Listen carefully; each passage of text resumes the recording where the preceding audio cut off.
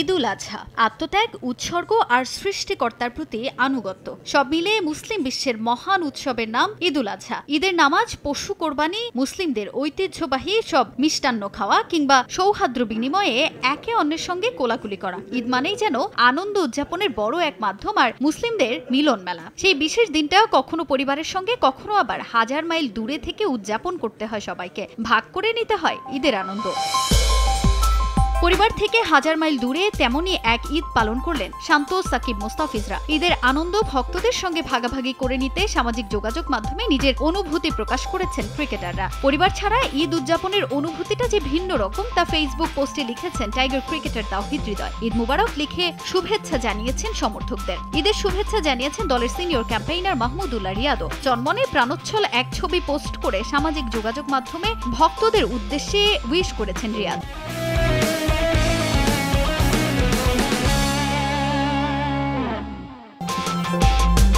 এছাড়াও ভক্তদের সঙ্গে ঈদ আনন্দ উদযাপন করতে সামাজিক যোগাযোগ মাধ্যমে ঈদের শুভেচ্ছা জানিয়েছেন টাইগার অলরাউন্ডার সাকিব আল হাসান, তাসকিন আহমেদ, রিশাদ হোসেনরাও। বিশেষ এক পোস্টের মাধ্যমে সেন্ট ভিনসেন্টে দলের ঈদ উদযাপনের ছবি পোস্ট করেছে বিসিবিও। শুধু ক্রিকেটাররাই নয়, ঈদুল আজহায় ভক্তদের শুভেচ্ছা জানাতে ভোলেননি বাংলাদেশ জাতীয় ফুটবল দলের ফুটবলাররা। এক ভিডিও বার্তায় ভক্তদের ঈদ মোবারক উইশ করেছেন অধিনায়ক জামাল ভুঁইয়াও।